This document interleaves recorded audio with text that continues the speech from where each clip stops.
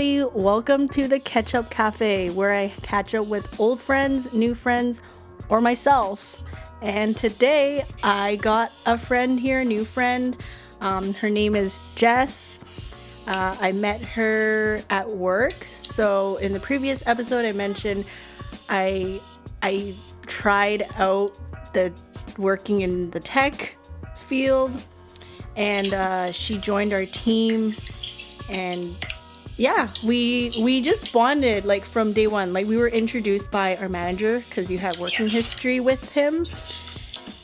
And I don't know, it was really like just natural. Yeah, it was really easy because I feel like maybe our workflows, like the way we process things is like sort of similar. Yes. But like I come from a very like chaotic nature and you come very organized nature. We just balance each other. Yeah, but then I think in terms of like life things, like our path and where we were like standing in life, that's where we bonded, right? Yes, yeah, because I think we're both in our mid-20s, yeah. Figuring it out. Yeah. And once we started to really talk about like what we wanted to do versus like where we are, we started to share the same sentiment of just like this isn't where I want to be. Mm-hmm. So like how do I get to where I want to be? Yes. Yeah. And like you talked about like, hey, I think we're on the same boat, but like sailing to like different places, but like we're on the same boat. And I was like, yeah, like I think you opened up more about where you were trying to sail to. And I don't know if you like want to share like what your like, you know, goals are or whatnot. No, of course, I think that's such a good like analogy that like we really are on the same boat, just heading different directions. Mm-hmm. But you know, like I guess the traditional route is that, you know, straight out of high school, you go into university and like you finish university ideally in 4 years, and then right after university you just get to like your career, and that's what people deem as like successful, or what most people see as like, oh, like she made it. And so at 24 now, not really having either of those things under my belt. No, same. I haven't yet finished my undergrad degree, and although I'm in the industry tech that I want to be in, I wouldn't say that the role that I have right now is my dream job. Right, same. Yeah. So it's just like how do I get out of this, because there's so many variables of just like time and money and like the fear that I won't reach a certain point in my life by a certain time. And so this is what I was talking to Nasha about, where it's just like sometimes you need to just let go of the original plan and embrace that plan's change. Yeah. And that's okay. See, and that's what brought us here to this conversation. Like, no, seriously, that I think that was a good intro for like how we met. It was like just those vibes of like feeling lost but relatable with each other, and I'm like, it was a nice place. So I just want to set the scene a little. Like, we're in like a digital cafe here, and I guess I'll like say what I'm drinking today. Like, I have like a dirty matcha that's just like an espresso shot in an iced matcha latte. And I also got this like mochi donut, a green tea mochi donut on the side. I had a cute snack. Yeah. But no, like, what are you drinking at the Ketchup Cafe today? So I made myself my own iced coffee. Oh, nice. Espresso machine. I've got oat milk and then some like almond creamer in here, and that's like my go-to at-home iced coffee drink. Wait, so you got oat milk going and almond creamer? Yes. Wow, that's... I'm not even lactose intolerant. I just prefer... No, same. I'm not, but I prefer, like, if I go out and I'm gonna order a coffee, my go-to is like an oat milk cortado. Yeah. It's not even that dairy upsets me. I just don't like it as much. I don't know. Really? Like, why? Yeah. Why? Like, do you have a reason? Yeah, it's gross. Oh. I get phlegmy. Oh, from like From dairy. What? Yeah. I've never heard of that. Like, no judgment, but Okay. interesting. I'm curious about the science behind that. I don't know either. Like, if I drink dairy, I'll need to like chug water just to like. Oh wow. Okay. Interesting. TMI. And okay, so here's like an icebreaker, I guess. Question. If you were to eat overnight pizza, would you reheat it or eat it cold? I eat it cold. Oh my gosh, I'm the same. It just tastes better. Me too. I don't know and, why. Like, I don't need to like go through the hassle of reheating it. I don't know. It just it's like that hard cheese. It just sounds so bad. And for all the haters out there, like, no, but it's so good though. you guys can comment like if you like your pizza cold or hot, because overnight pizza. I'm glad you said I'm that. a cold gal. I'm a cold gal too. So good that you shared we that. share that too. We share that too. Thank you, everybody. And here's another, like, you don't have to go deep into this, but what was a childhood dream of yours? To become a teacher. Whoa. Yeah. Like. Okay. What about you? I was like, good question. I think, like, for the people who do know, like, my childhood dreams are very, like, out there. Like, I think at one point I really want to be, like, a rock star, but I think it's less of the music part. It's like that thrill of doing what you love, but like not so serious, but like successful, and like being on tour. That was a very, I mean, I still feel like I have that motivation in me. Like, I just don't know how to get there. Yours is like so fun, and mine was like, no, I would pretend to like teach to my like stuffed animals. Oh wow, see that says a lot. Like, you're a very organized, like, probably like that girl. Okay, that's actually funny, because when we were at work we talked about it. This is another thing, is she's that one tab kind of girl, and I'm like that a million tabs kind of girl. Tabs, computer's about to break. Yeah, gonna explode. And she's like, how do you do that? And I'm like, how do you only have one tab? Like, how do you get anything done? I can't. My brain just freezes when it sees that many really? tabs open. I just lose sight of I'm so my short-term memory's so bad that I don't remember like what I need. Like, so I have to have them all on the table so I know how to figure things out with all the tools on the table. But you're like, probably like, you put the tool back into the toolbox after you're done, and then you take out the next. And I'm like, open the toolbox, take all the tools. I don't remember what tools I have. Yeah. This is how we balance each other out. Yeah, no, but I think this is a good analogy in terms of like, I think a lot of people probably are on our boat. It's like, let's make a cruise of like, we're all lost, maybe in our 20s, we're all sailing to different places, but I think being on this boat together and then like making it fun. Hey, this is a good analogy. This cruise ship, like, sign on to the cruise. We're all heading somewhere, but we don't know how to get there. But like, let's have fun together while getting there. Oh. Yes. Yeah. I love that. Yeah. Like, I love that. Let's turn our and the cruise is like the journey of life. The like the 20s. And I'm not sure, like, people don't talk enough about the 20s, because when I was younger, I would have older friends. Like, I was like 18 and my friends were like 25, and they would like finish uni, they're doing something like way out of their field of what they studied, and I would be judging them, like, going like, what are you doing with your life? Because I was really ambitious, and I was like, I came from studying architecture, and I was like, I want to be an architect. But now that I've graduated, I'm like, that's not the field for me, but I still have a passion in it.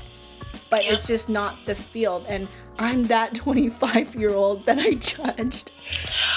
But I don't think I can even blame you, because we are, like, at least in North America, in like our society in Toronto, like, we're raised to, like, believe that those 25-year-olds don't, we judge them and go, oh, they didn't figure it out, or like they don't know. And when we're 18, we're like so naive to be like, yeah, I'm gonna become a teacher, and like that's that, and you don't really like question it. And then, you know, like we mentioned, like plans change, or life after grad.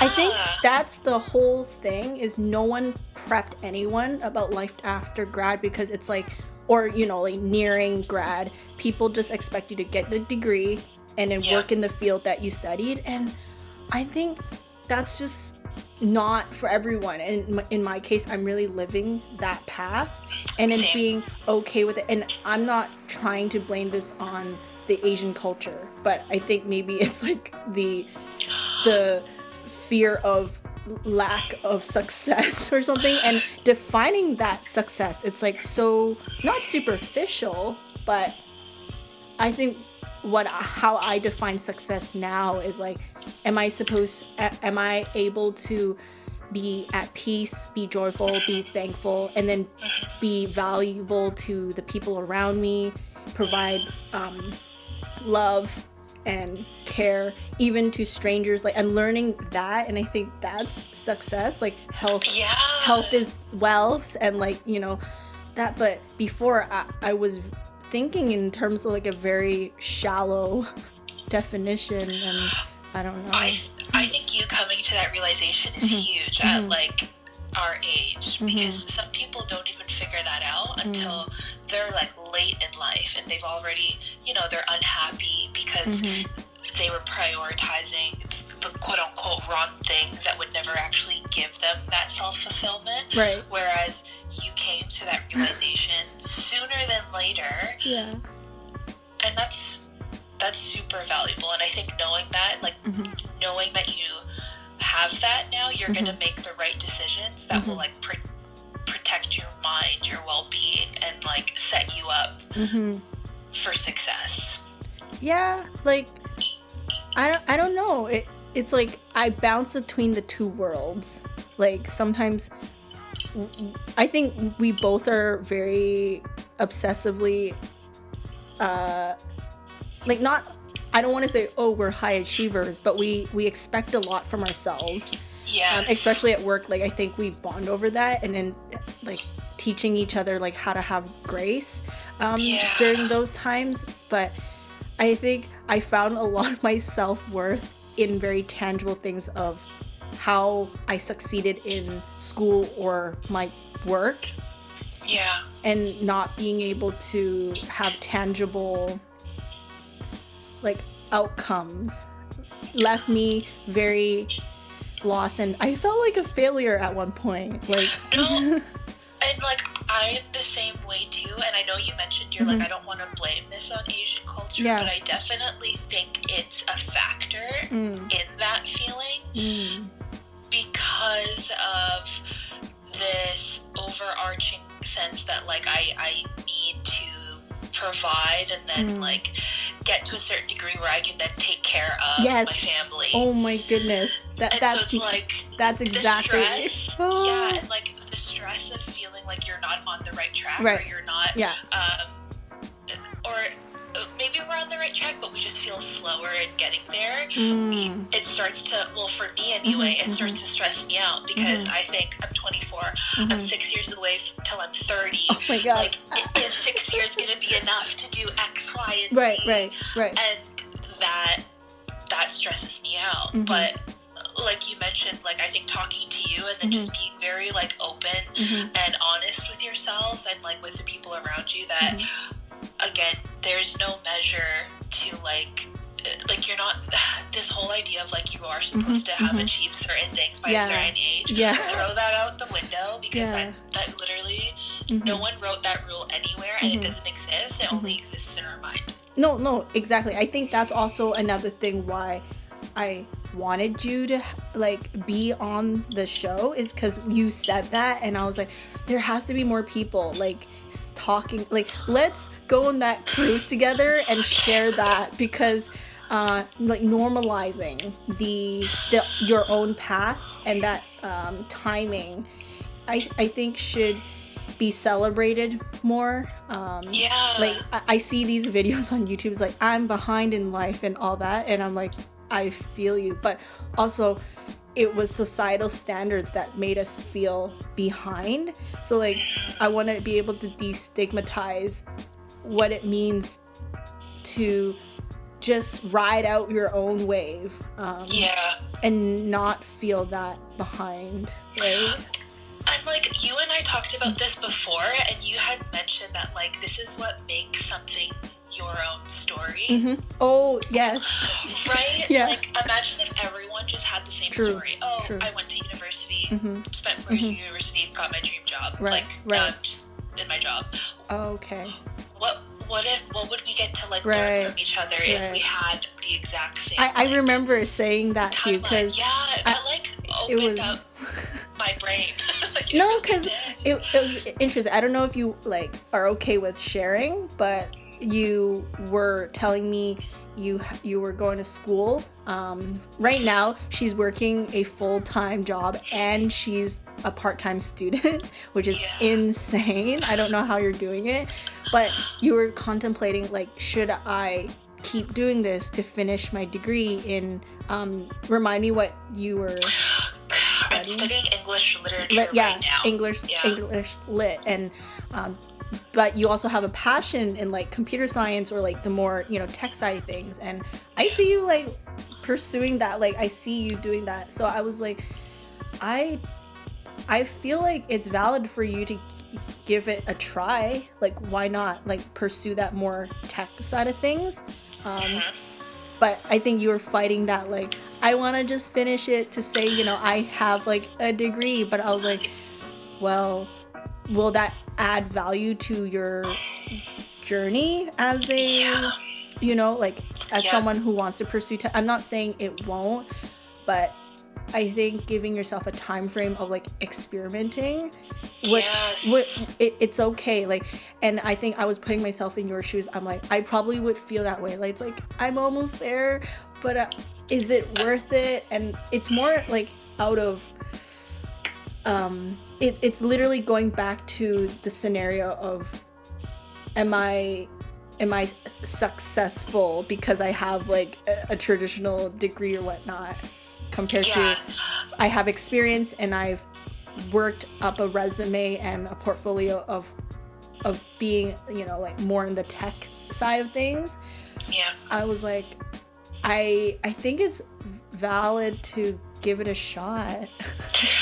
And I wanted to. So for those that don't know, I'm in my 3rd year, so I'm very much almost done. But because so I'm part-time, it will take me longer than 1 year to finish my last year. And so the barrier that I had shared with Nasha was that like, what am I going to do with an English lit degree in tech if I want to be like a software developer, if I want to be a data analyst? Like, where is that going to But then that's where I came in and I was like, hey, but like don't discredit your degree, like you write your own narrative. And I think that's something I had to learn too, is like, even though I didn't pursue what I studied, but I still feel like that gave me it wrote part of my story as whatever I'm doing in my life. Like going to do. Like I think I just have to own up to who I am, like, and not compare myself as like a labeled like I'm a Canadian born Asian, you know, 20-year-old. Like I don't have to be like every one that has that demographic, right? So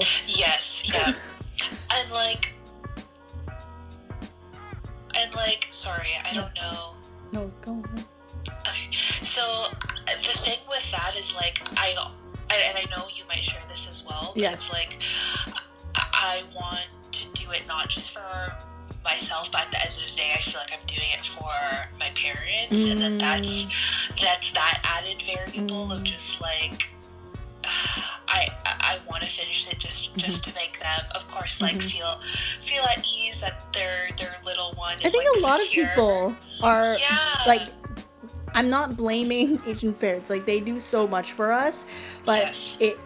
I have to say I did it not for them, but because there was that Asian like family stigma of that.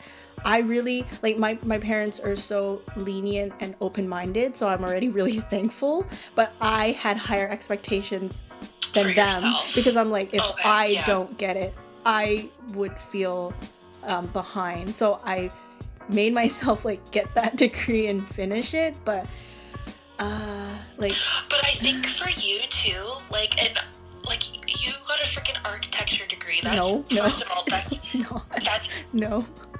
no. What do you mean? It's like, I don't know, like that's another story, like of like my journey through bachelor architecture school. Like, I mean, note that you need your master's to be an actual architect, so mine was just like I would say an art degree, like a design art degree.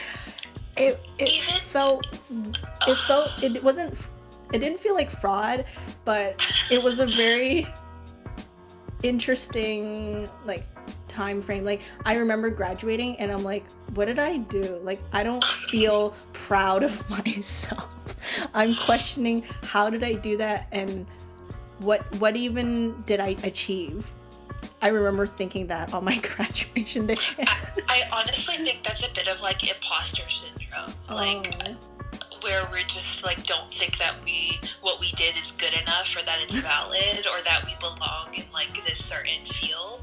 But like for you, I think you just like are so inherently like creative that even if it's not what you think an architecture degree might be, like you still pursued art, and that's still going to be valuable for you, knowing that you want to move into like becoming a creative director, or oh man, like, you know, like it's still relevant. And I feel like you know, even though you might not be in the specific field of architecture, like that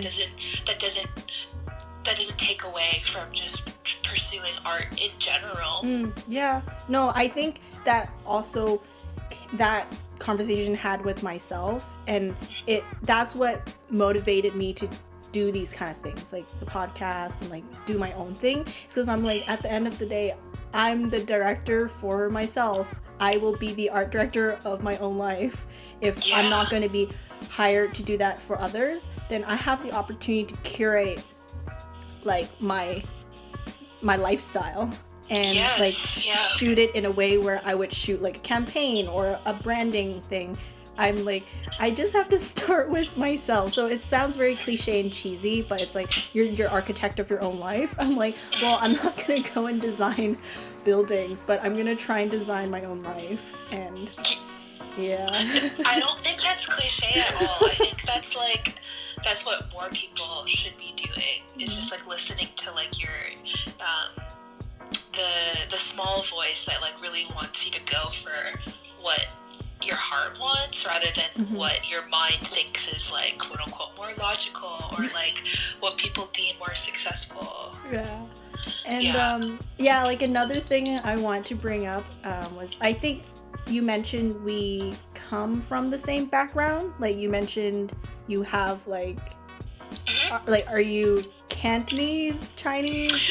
So my dad is from Hong Kong, and he mainly speaks Cantonese.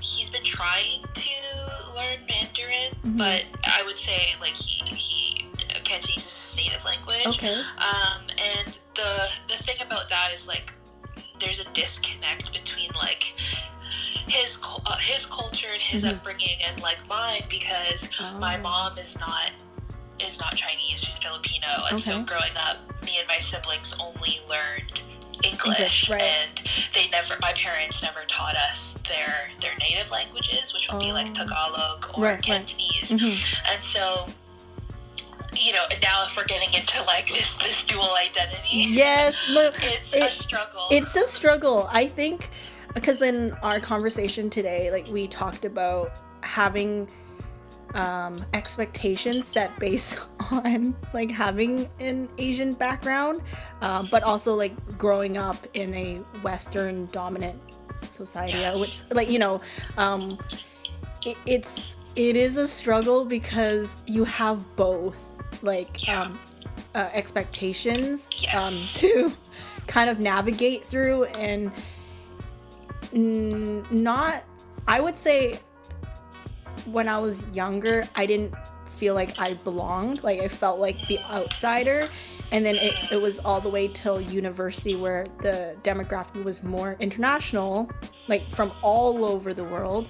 I finally felt like, oh, like everyone's from a different place. I finally am not that outsider of being the odd one out. And that's when I really started to accept like my culture and background. So that's like so many years of like not accepting, and then now I'm fully immersed in my culture, and I'm trying to learn. Like I'm trying to learn more. Like as you mentioned, like you want to learn the language again. For me, like I was born and raised with that spoken in my house. Like my mom and dad speaks it every day. But I just wasn't trained, like not trained, like I didn't program myself to speak to them. Yeah. And like because you thought like it's better if I just speak English because everyone around me speaks English. And they understand it, right? They are fluent. So I didn't find the need to have to speak to them in Chinese. I'm capable of it. I'm not perfect, far from perfect. But then, for example, when I go back to like the motherland, the homeland, like, you know, and I use that language, there's also a disconnect. And I'm once again the odd one out. So I'm like, I also think there's like this middle area of like interlapping. Yes. And like okay, so you're touching on so many things. Yeah, just, like, we're sitting in the middle. Like we're sitting on this cruise where you know, where like half of you is on another ship and then the other half of you is on the other ship, just going different ways. But like I'm with you there because I don't even know if I like told you, but growing up I actually lived in a small town east of Toronto called Colborne, where there's like a population of 2,000. Oh, and okay. Yeah, like I'm talking very small town. So okay, my parents moved away from Toronto and they wanted to like live in this experience the country life. Okay. So from grade 1 to grade 11, I lived in a very small town where you could probably count on one hand how many minorities there were living in the town, and we were one of them. So literally throughout all my life, in all my like grade school pictures, I was the only Asian in the class. Wow. And that, in retrospect, it does take a toll on you because you're like, you want to fit in with the majority, but you're a visible minority, so they don't really take you in. And like, no matter how good your English is, they're still going to be like, you're Asian, you're Asian. And then in my head, I'm like, am I though? Because I don't know the language.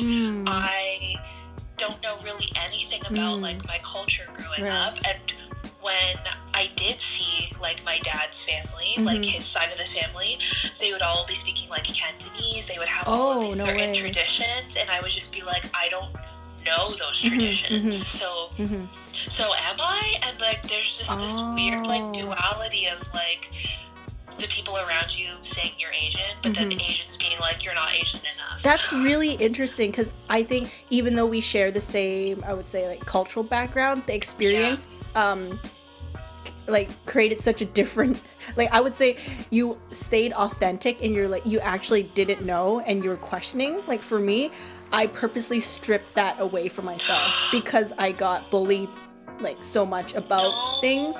I'm not going to go into detail about like what happened, but it was just like I felt ashamed like a lot of the time, and I would try to strip it away and be like, I'm just like you. Even though I don't look like that, but I'm just like you. And I went through that for a long time, like until I told you, like I really found acceptance in like my my family background, I'm like, hey, it's actually okay to like be this. And I think now in the 20s, it's more like navigating, like, as you said, for like you, reclaiming it. Yeah, like for you have this desire to want to dive deeper because you didn't like you didn't learn the language or whatnot. But like for me, it's like I learned it, but now and I want to be proud of it, but I'm also not 100%. And so I sometimes feel like I'm a like fraud.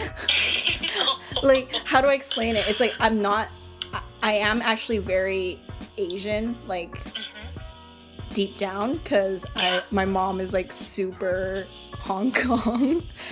I don't know how to explain it. You know, it's a very it's beautiful. It's beautiful. Yeah. And then, but I also have like the Western like conditioning. So when I'm in like Hong Kong, like, I totally get everything, but like people assume that I'm just like whitewashed.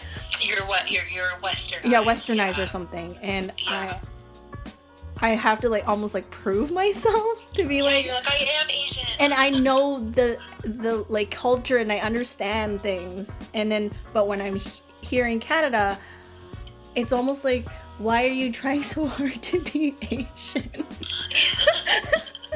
Well, I think you know what it is too. Like, okay, you can correct me if I'm wrong here. Because I've actually never visited Hong Kong. Okay. I've never been to China. I really want to though, but I haven't yet experienced that. But I feel like, just given what you've shared with me and from what I understand, is that they are very proud of like their nationality, and so I think in terms of like they judge maybe like Western culture and like the things that we do, or like that society deems like okay, because they're so proud of. Well, like, I'm not sure if it's judged, but it's like they will acknowledge the difference. Yeah, that's what it is. So it's not like a negative thing. I'm not saying it's bad, but it's like they assume that I just don't know like Asian culture or traditions. But I'm like, I do. Yeah, so I do. And I know what you're saying. Yeah, I know what you're saying. I just don't sound very like fluent or whatnot. Yeah. I just don't I think it's the thing, I don't sound it. And that's where all the misunderstanding happens. And for me, it's just, I don't know, I feel reluctant about it. It's like, I want to be better, but I don't know. But you're like, will a better ever be good enough? Yeah, exactly. So I'm just like, I have to accept it. Yeah, and so I think that's like the perfect way to like capture that, or like capture this topic is like, because you mainly grew up here in like Canada, that you will always have this like dual identity, that you may never be one more than the other, and like that's also okay, because granted that we weren't born there, or like I wasn't, right? Like I actually will never probably get to that point where I'm recognized as such. Oh my god. And like that would make sense, because like I didn't grow up there. I've had different experiences, and so trying to strive to like identify with that side more strongly than like where I actually grew up, I guess in that sense it wouldn't make sense, you know? Yeah. I mean, this is all really good. I think it's just we put a lot of things on the table, and I think the goal of that was really just to open up these conversations and like normalize the unknown, the gray, the in-between. Yes. There's so much The in-between. Yeah, the in-between. Yeah. Like, I think a lot of people are in that in-between. Like, it's not definite. And, like, career-wise, identity-wise. And that's okay. So, being able to just be on this journey and like support one another, like as the analogy goes on this like cruise ship, like get on this cruise ship, like sign up for it, and let's have a good time together. Like every one of like whoever's listening, like in your 20s, lost, let's like just embrace it, have a good time sailing, you know, and like share it with people, because I think that's where you start to like feel better about your circumstances, is just getting perspective from other people who are also going through like the same emotions, maybe not dealing with the exact situation, and like we may never experience the same situations as each other, but we can definitely resonate with like the emotions and the feelings that it gives us. That's good. So like, if anything that I've learned with talking with Nasha is that like talking about it is so good and like therapeutic in a way, because it makes you feel a little bit less alone in the world. Right. And I guess that's why I really wanted to just create this digital space. This is literally like the cafe you would go into and have a chat with a friend. Yes. Yeah. So I'm inviting, you know, like people from all backgrounds and all places and, you know, times in their life to just share their path and just celebrate it. I want to celebrate, and like I'm celebrating your, you know, path on this episode. Like we're on this cruise ship together and we're gonna cruise along, and you know, hopefully it's gonna be good vibes, like sending good vibes to everyone out there. But yeah, like thank you so much for taking the time to just chat. Like thank you for having me. It's so nice to be able to like talk about it and have a platform to share it. With it's just so precious to be able to find, you know, like-minded individuals that are, you know, navigating through life. Definitely a pleasure to be able to like sail with you. I know it's so cheesy, but I love it. It's anytime. Thank you. But thanks so much for coming to the Ketchup Cafe, and I will see you all in the next one. Bye. For those of you who stayed till the end, we are always blessed for your constant support at the Ketchup Cafe. In order to pay it forward, we love to support local businesses or creatives in our digital space. Today, we invite you to visit our guest Jess's sister's food truck called Home Appliances Food Co., located in Toronto by the Yonge and Eglinton area. You will see a cute pink and blue truck serving bites made of locally sourced ingredients. If you're ever in the area, swing by and check it out. I'll leave all the info in the description box in the YouTube video for this episode. Thanks again, and I'll catch you in the next one.